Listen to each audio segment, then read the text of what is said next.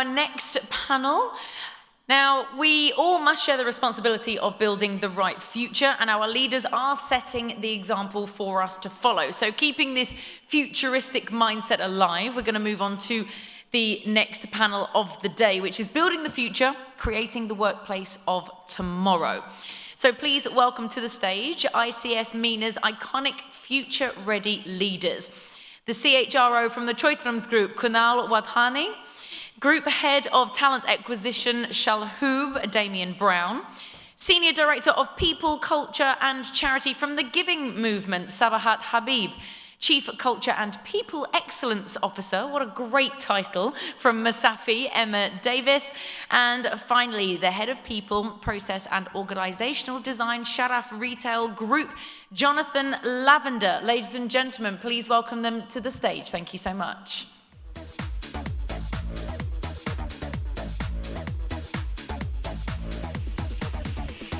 Hi everybody, welcome. Thank you for being here, everyone. So I'm just going to dive straight into this so that we can save some time. Now, there's a recent Michael Page survey that was released, I think, last week. Sorry, you need to move the mic closer to your mouth. I can speak louder. No, they're making it louder and it's pinging a little bit. So Okay. All right, not a problem, not a problem. So the Michael Page survey that was out last week said that 50% of employees across the UAE are actively looking for new jobs. And for the first time, the number one reason why people are looking at changing their job is for work-life balance and company culture. So my first question to you, and I'll take you in line, is what are your company doing to address that issue? Hi, everyone.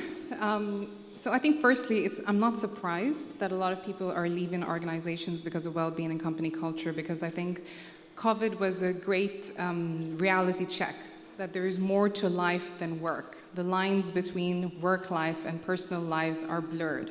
Our work lives have a direct impact on our personal lives. When you're having a shitty day at work, you go home, you're gonna have a shitty evening. You're gonna be a shitty partner, a shitty mom, a shitty dad, a shitty friend. And I think that's why people are so focused on well-being and company culture. Now, what we do at the Given Movement, I mean, we are humanity in motion. This is in our DNA. So what we have done is, in our company culture, we have clarity and transparency. We changed the mindset from we are a family to we are a sports team.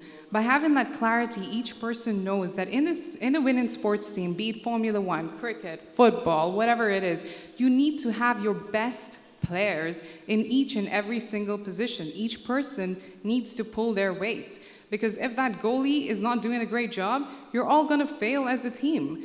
By having that clarity and changing the mindsets towards this, there's more transparency, because it's the surprises that have a negative impact on company culture. It's a toxicity that then spreads when there is no transparency based on what the expectations are.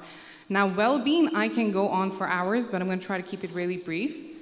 So in terms of employee well-being, we have adopted or introduced a lot of policies to help them. So for example, we have something called Shanti Day, which is, Shanti means peace in Sanskrit, and it's basically 1 day per quarter paid leave that our colleagues can use towards doing anything that brings them mental peace.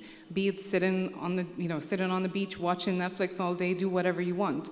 We have a lot of initiatives where we're giving people opportunities to give back, because when you give back, you do feel more grateful. You realize the value of what you have in life.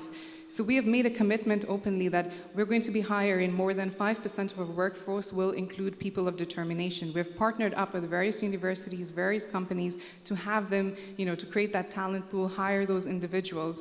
We send our people to India to work, to volunteer in Harmony House. We have, people from less fortunate backgrounds come to the office and do internships with us, because by creating that, you're automatically increasing happiness and well-being, because I'm being given an opportunity to change a person's life. So I'm going to be more grateful about what I have in my personal life. I'm making an impact. I'm making a change. And of course, there are various other things, but I'm going to pause there. Otherwise, I'm going to hijack the entire panel. Oh, all right, yeah, no problem. That was briefly, right? Yeah, okay. All right, so same question to you then at Choithram. What are you specifically doing to address work-life balance and culture? So we are a retail and distribution company.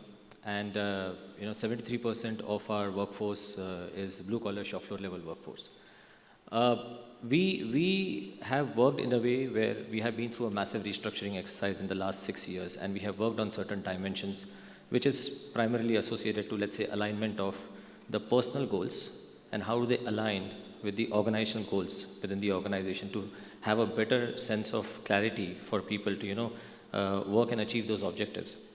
We are looking at, measures associated to cooperation. There is a tendency of people working in silos within the company. And we are focused on dividing responsibilities, but at the same point in time, we want to foster open communication so that people are boundaryless within the organization. We are also looking at compassion as a dimension within Choithrams, because emotional intelligence is such an important thing that everybody speaks about, although it's a terminology that got coined maybe in 1980s. And you can have a great IQ to be an engineer, but when you want to manage 10 engineers, you need to have emotional intelligence, otherwise you'll not be able to manage them. From the perspective of fairness, we are working on the concepts associated to compensation management, pay equity ratios within the organization. From a diversity perspective, we are working on gender gap management within the organization. We are looking at, again, pay equity ratios associated to genders within the organization. But at the same point in time, it is crucial that we provide psychological safety for our employees within the company. Our organizations have worked very inclusively to create policies associated to anti-harassment, which takes care of any sort of bullying, discrimination, anti-harassment, or sexual harassment for that matter.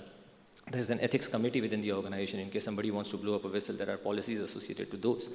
People can make mistakes in Choithrams, and it's okay, right? And it's all about giving them a learning opportunity, coming back.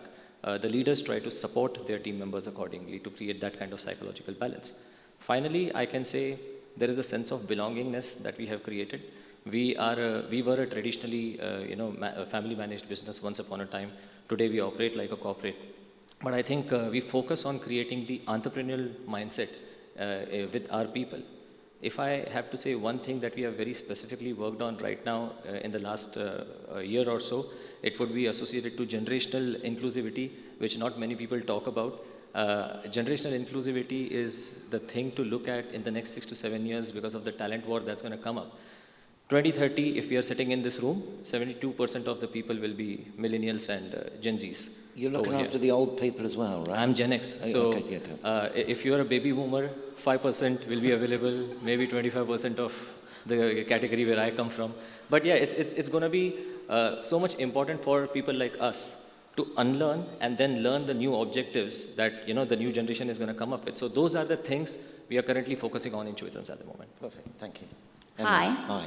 So I think it says a lot about Masafi, the fact the word culture is in my title. That's how important it is to us.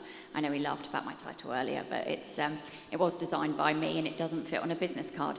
But a couple of things. There was an interview on the radio this morning about salary over culture.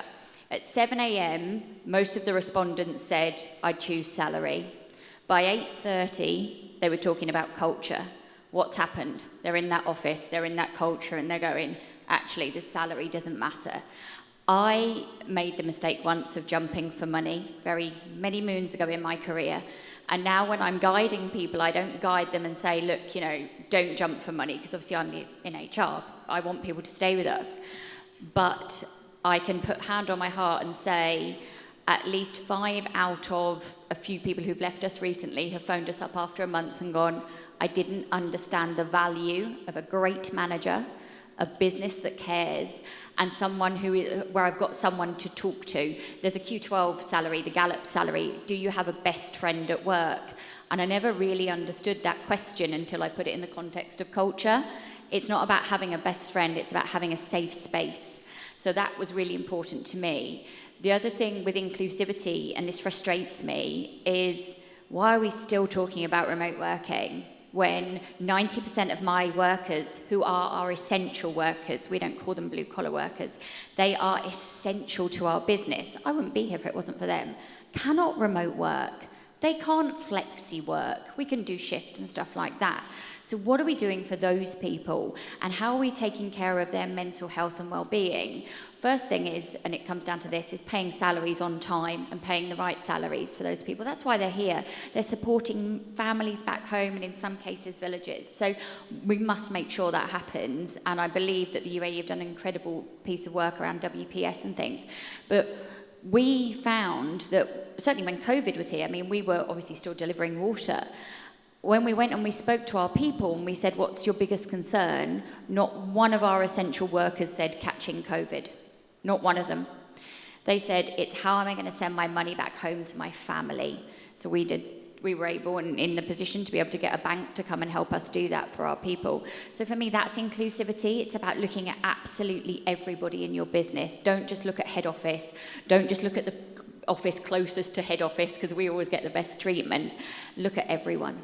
All right, perfect. Thank you, Damian. Gosh, covered a lot. And honestly, I think unpacking a couple of those things, I think in terms of comp, for me, I am a firm believer that culture has a value. Culture has a dollar value. I tell our business that all the time because we're not the best payer. So, we constantly have that conversation with people that they might be tempted to move for 30, 40K a month extra, but they wouldn't be tempted to move for an extra 5,000 because they believe the culture has a value and the flexibility has a value. And we've had a number of cases the same where people have left and they found out I can't leave to go and do the school run because I have to stay at my desk all day. Or there's a very large company in Dubai which insists you cannot have an OO when you go on holiday, and you must check your email twice a day whilst on holiday. So I think flexibility, well-being, I think all these things for me come back to consistency, being consistent with how you roll these things out for we call them our frontline workers in retail. So last year we had a huge project to shift all of our 700 stores. The staff all did 6-day weeks. And we offered them all to be able to take a 5-day week instead. So we had to hire an extra 400 people to cover the shifts to switch everyone to a 5-day week. So it was a huge cost to the organisation. But it was really to try and give back because we had been focusing on flexibility in the head office, and we were getting a bit of a two-dimensional organisation, one that was like a PwC corporate back office where we had all the flexible benefits, and people who worked in the stores who were the lifeblood of our business they could shift their shift by an hour or two. So we really invested in sort of that piece. But I think the biggest takeaway for me for the last 6-12 months in terms of when we talk about culture, when we talk about well-being, there's a huge survey from LinkedIn. Obviously, they have a few billion data points, and they talk about stop trying to retain people. People aren't going to stay. It doesn't happen anymore. You're not going to get, we have a lot of people 42 years, 50 years in Chalhoub Group. But unfortunately, that's not what people sign up to anymore. So you have to take people for the time you have them, treat them fairly, consistently, develop them, and allow them to grow and move on. And so I think if you can be known as a developer of great talent, that will help you attract talent. But you've got to stop trying to keep talent. And I think a lot of these projects, when you talk about culture, well-being, it's all about how can we keep our people. And I think we've really got to shift the mindset away from that, because with Gen Z, Gen Y data coming out, with the alphas coming to the market soon, it's just not going to happen anymore. Yep. Okay, good, thank you. And that point there you've got about developing your people, let's take that as a sort of a second topic. Because when we look at sort of developing the talent within your organisations, so what specifically are you looking to do within your organisations to develop your talent, and has that required a change in the attitudes of leadership? Sort of a two-level question, if I may. So what have you done, and how is that, or what has been required for you to change in the leadership's perspective? Okay, so when we talk about developing people, it's towards the objective of career growth, right? So in terms of developing people, the reason why, the biggest elephant in the room is that line managers are not having those difficult conversations. They don't give feedback as often enough. So you sit there in your performance review and you're like, I'm ready for a promotion. Guess what? You're not. Oh, but I guess you missed to send me the memo because all this time you never gave me any kind of feedback. So what we like to do at the Given Movement is we ensure that all our line managers are having weekly one-on-ones with each person that reports to them. We empower our people by giving them tools like, hey, can I have a bit of a chat? A bit of a chat. How easy is that to remember? Action, behavior, impact, turnaround. And this helps clarity in career growth, because then you are given immediate feedback then and there. So you know exactly where you need to improve, you know exactly what you need to do. We have emotional contracts every single year at the start of the year. So it's like, hey, Sabahatt, what do you want from the business? And I'm going to tell you what I need from you. If you deliver your end of the bargain, I will deliver my end of the bargain. It's about having that transparency, ensuring that there is no surprises. So yes, we do have training and development budgets, and of course, the HR shebang, but this is what we're doing that is different and what we're trying to have. And has that required any changes from leadership attitudes? I mean, if you go back 20 years in this part of the world, we had a disposable workforce. Of course. Right? 100%. So the whole aspect of growing the workforce within, is that something that, was your leadership already sold into the idea, or does that require a change? So I guess I'm lucky and blessed to be in an organization where our leaders are so proactive in their thought process. So I never had to change anyone's mind. They're always open to all these ideas. They know that the workforce has changed. As you said, before everyone was disposable. Now it's about how can we make sure our people are happy at work rather than focusing on paying them on time. Yeah. So I'm blessed to be in an organization where the leaders are very innovative, they're very futuristic, so I've not faced that challenge so far. All right. Okay. Now, obviously, Choithram's been around for a long time, so you must have seen some changes. A lot. Right. So how, again, have the attitudes changed, and what have you done particularly to develop? Like I said, we have transitioned from being a traditionally family-managed business to a corporate one right now. The family has taken a back seat. Our CEO, he's sitting right there, Rajiv, he was there speaking some time back. I think he's played a phenomenal role over there in leading the team, bringing in new talent within the organization. So I think we worked very closely to restructure the organization, number one. Second, I think from changing the cultural perspective of the organization, we have focused in last 6 years specifically to drive the concept of return on investments. So any department, whether it is operations or whether it is support, if we are seeking an investment, right, we need to be seen as an investment, as a domain, as a department. So what are we trying to do? We are looking at, maybe the cause and effect perspective over here. So from a transformation cause perspective, you look at what is your purpose? Why do you exist as an organization right now at this particular point in time? What's your culture? I have given some snapshot elements of, how we are driving our culture. And basis the purpose and culture, we are using our strategy. We are determining our strategy year on year. When we take this transformation perspective in our minds, we are looking at least, impact which comes out of it, which caters to the leadership capabilities, where we incentivize people for things that they do as a part of their KPI. For example, sustainability is the big word nowadays. We have defined, KPIs in each and every member's profile in our organization, where we tell them, be sustainable, come up with ideas what you can do on sustainability. So there is a certain amount of weightage given on sustainability. So once we achieve those targets, and if we get a return on investment on that, company does not mind incentivizing people over there. Level 2, we look at people capabilities over here, where we provide learning opportunities, development programs to those guys. We create an engaging community within the organization. We have, our tagline is Choithram's full of goodness.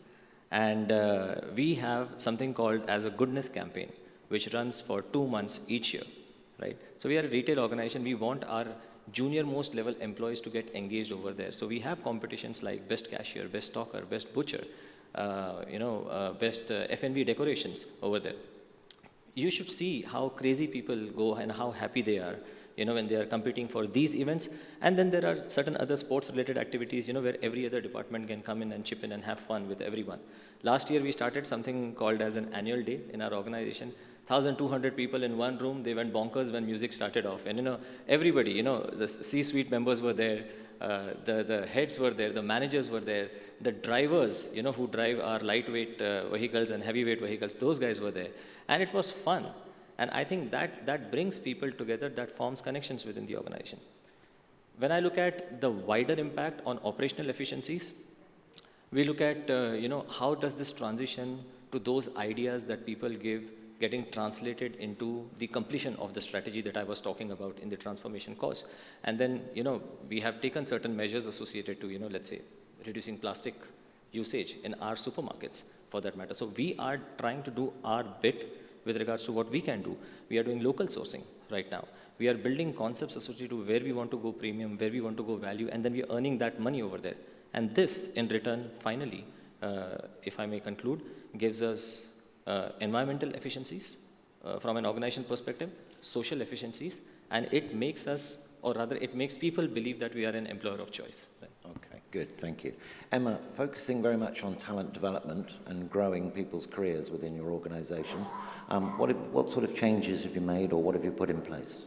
Well, the first one was a communication piece, understanding you don't need to go on a 3-day course to be getting development at work, because there's still a firm belief if I've got a certificate and I've been on a course, then I've developed. We are about developing our people from within, but we also look to the outside.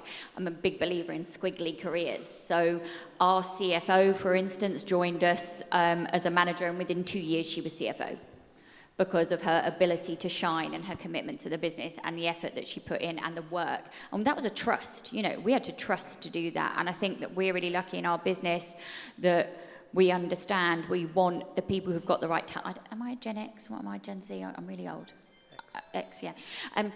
So I don't have all the answers. So I have to surround myself with those people. So we are bringing in those people that we develop into new roles. I know our incredible marketing manager is in the room, and he didn't have any experience within beverages. And there was this big conversation about, what will happen? Well, I'll tell you what will happen, we'll do better. And that is what we look to. We look to find people with different talents and people with outstanding attitudes and develop those people into our leaders.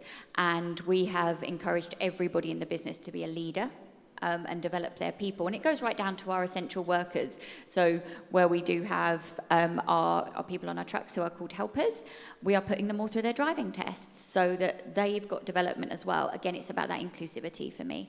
Yep. Okay, good. Damien.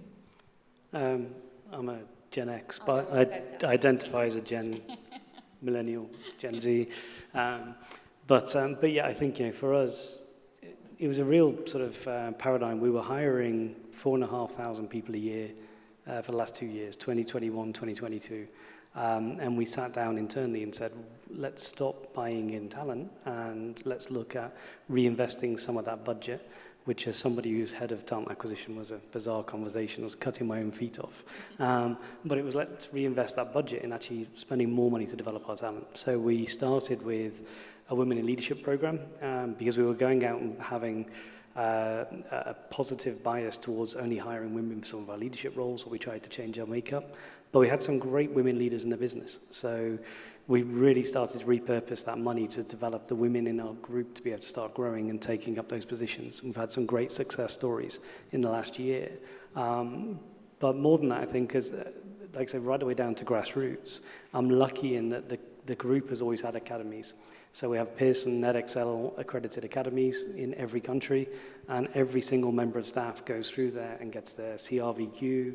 They get genuine educational credits towards their personal growth. So from the grassroots to Women in Leadership to our exec programs where we partner with HSE, as my French colleagues call it, HEC to the rest of us, but to HSE and INSEAD and LBS, we send probably 30 people every year for executive education. So for us, top to bottom, it's about how we develop. But I agree with Emma. I think it's more than technical development of people or capability development. It's personal growth. And the amount of feedback we get of the things I've learned, I take into my personal life, whether it's time management, whether it's behavioral management, whether it's kind of, don't send that email. So I think people take a lot now of their corporate training if it's delivered properly, and it actually grows the individual and develops the self. Okay, good, thank you. And as a Gen X, I'm still trying to recover from Kunal calling me a baby boomer. Right? Okay, the last question that I would like to ask the panel, please, really is around your high potential, your top talent, the future retail icons that we have. So my question is, what are you doing to identify your top talent, and how are you treating them differently in order to nurture the future retail icons? So we believe that each human being in our business is top talent because of the sports team mindset. We treat each person completely different based on what motivates them. We look at our people in different categories that they could be either rock stars or superstars. So a rock star is someone who doesn't necessarily want to become a C-level. They don't want to manage people, but they just become really damn good at their job. And that's also ambitious. And that's why sometimes you have senior software engineers who actually make more money than a tech lead because they become so specialized. Then you have the superstars who do want to climb up the career ladder. You have different types of people that are motivated by different things. Maybe people are not motivated in the corporate world.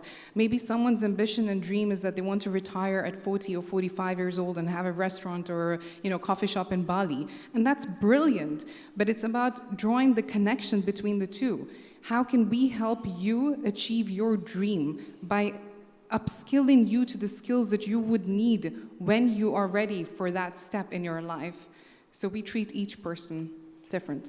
Rock stars and superstars, I like it. Keeping it simple, KISS. Okay. Keep it super simple. Excellent. And come on, what is it that you're doing to address this? Well, I think there is a bit of a difference between future icons versus top talent. Top talent in the organization needs to be retained. Future icons need to be developed. And that's what the mechanism that we follow within Choithrams. Rightly mentioned by you, Jonathan, it's important to first identify who's your top talent and who's a future icon. And there are various mechanisms that we use. We run approximately 5 to 6 MDP programs each year in Choithrams.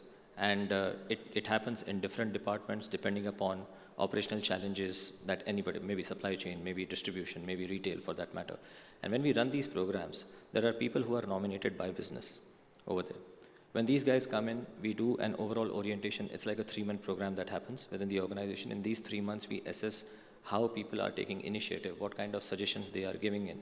And basis certain, calculations that we have, we come up who's performed really well, who are our top 3 guys from each MDP program. It, in a way, creates a talent pool for the future. There are other objectives associated to, let's say somebody wants to get into coaching. We create train-the-trainer programs for them. Purely from a body language development perspective, we have created a program called as Orators Club. It is very closely associated with the concept of Toastmasters. We don't continuously run this program because people will get bored, but we have like seasons, So we just completed season 1 of Orators Club because it's a very new initiative that has happened. Again, we identified a couple of people in the Orators Club, who were purely focusing on developing their vocab, pronunciations, and enhancing their communication skills more importantly. So we are focusing on those elements. When we have to, eventually take charge of identifying who's the top talent and who's a potential performer for the future, that's where we use performance appraisals in the organization. And we have a very well-established performance appraisal management system. It basically, gives you a variety of information with regards to how people have performed in an MDP. And when we look at their appraisal scores and try and correlate their performance over there, maybe there's scope of development in some, but when the MDP happened, we were thinking, oh my goodness, this is like a star performer. But there were certain elements of KPIs which could have not been achieved, or they were close and they require a certain amount of push. And then there are classified top performers that come out over there. What we do differently is, let's say, because the concept is to retain top talent, the payout ratios during appraisal for top talent would be a bit different. For example, if you have a 5% budget in increment, okay, I would say an A-ranked person or a 5-rated person should directly get, double the budget increment over there because you want them to stay. And then subsequently, create measures so that you meet your budget overall across the organization. You can look at discussions associated to, having a discussion rather with the HODs on maybe 9-box mechanisms and all those things and see how it would work out, how can we provide retention bonus to some people if they're working on very core projects within the organization. As far as hypos are concerned, high potential performers are concerned, it's all about providing a learning journey for them because you want them to stay in the organization and at the same point in time you want to develop them. So for a hypo, the most important element is having a psychological alignment within the organization. So the more learning opportunities you provide, maybe, allow them to do a course through a college or let some IT guys go for a certification And either you subsidize the value of that certification, or if it is really relevant for the organization, pay for it, right? And that way you create that psychological alignment over it. So this is how we would do it in Choithrams. But yeah, I'm sure there are other learning experiences that we can seek from others over here. Good, thank you. Emma. We're a bit like the giving movement. We believe everybody has a talent, and we try to play to every strength of every business. I mean, obviously, like, I do not understand finance, so part of my development as talent is understanding finance, and vice versa. We don't have a particular high potential program within Masafi at the moment, because what we've assumed is we want to find out if we call ourselves a 45-year-old startup. I told you about the transformation journey earlier. So because of that, we're still assessing that landscape for us, but we assume that everybody has a talent, and we will find that talent within the business, and we'll find the right things for them. And looking forward, what's in your own mind about how you would like that to look? Oh gosh, I've run various talent programs, various high potential talent programs. I learned a strong lesson in a previous role where we had a high potential and a graduate program, and they were, by the end of it, the rest of the business felt offended by them because they seemed to get more than everybody else. So strong lesson learned for me there for future business, that make sure there's fairness, make sure that everybody has an opportunity, because like you say, not somebody who is potentially a document controller doesn't necessarily want to be the next marketing manager, so find their strengths. So I think it's going to be a very individual program for us. So we do individual training and development for departments. We look at the needs of each area. Okay, good. Damian. No, I'm absolutely aligned. I think there's not a one-size-fits-all. And I think it starts with the individual. From personal experience, my wife was cabin crew for 16 years and didn't put herself forward for promotion once, had no interest. She went to work to do what she needed to do and come home and look after the kids. And the kids were her number one interest. So I think, we spend ages saying, right, everyone should get promoted, everyone should be driving there. Not everyone wants to. Some people want to come to work, have the collegiate atmosphere they have, deliver what they've got to deliver, and go home. And I think, if all of my staff across 700 stores all wanted to be a store manager, I'd be in trouble because I couldn't accommodate that. So I think we need people who are happy to come to work and do what they do, and we develop them and give them extra skills.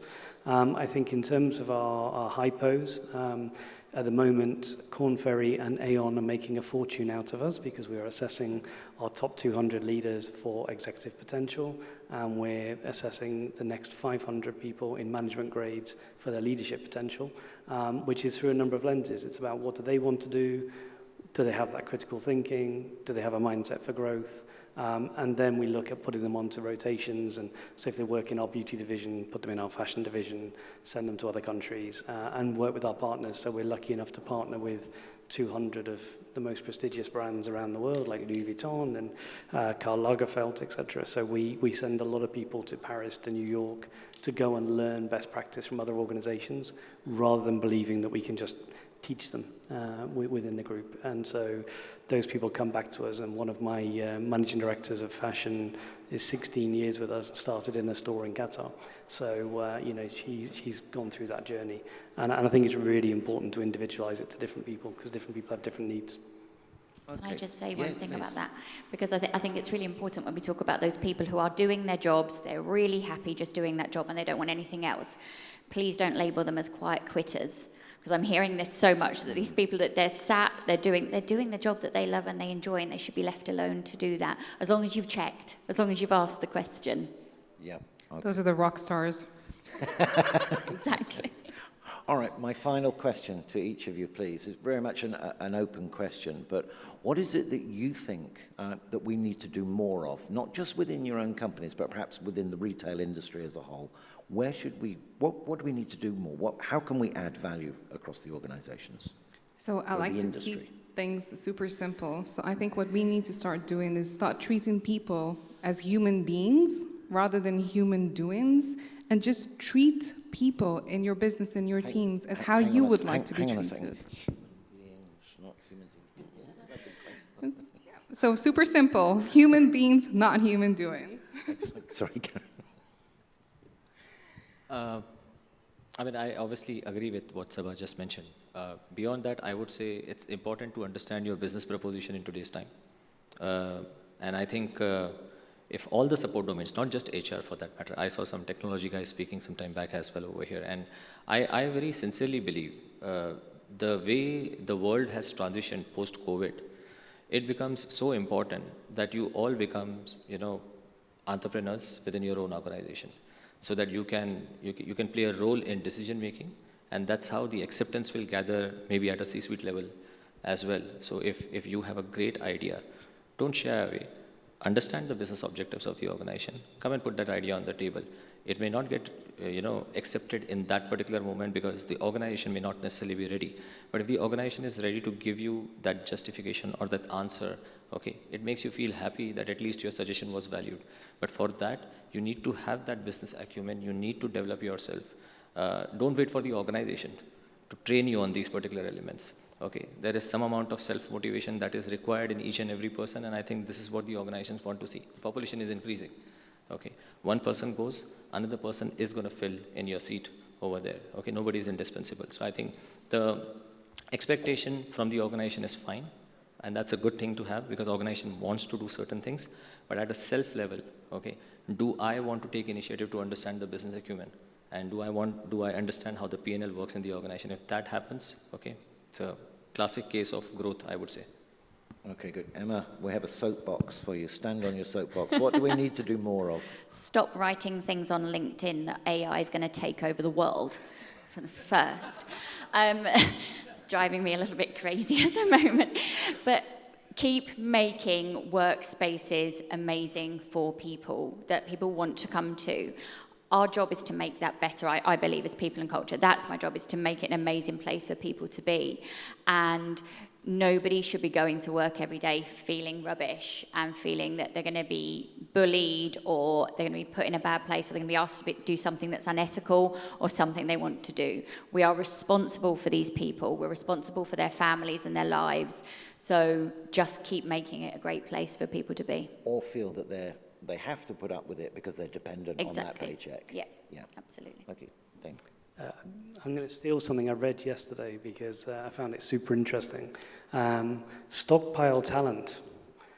People let a lot of talent go during COVID and they have struggled to bring back talent now. And there's huge talent shortages around the world. And there's a very interesting phenomenon right now for companies stockpiling talent.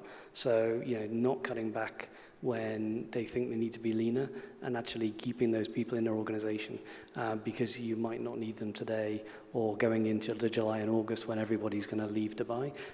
But come September, October, you'll be kicking yourself. So I think there's a whole phenomenon of people stockpiling talent today, which I think is going to be quite interesting to watch. Okay, good. Well, that's it. That wraps us up. Right, so I would just like to thank Damian, Emma, Kunal, and Sabahatt. Thank you very much for being here. Thank you, everybody, for your attention. Thank you, Jonathan.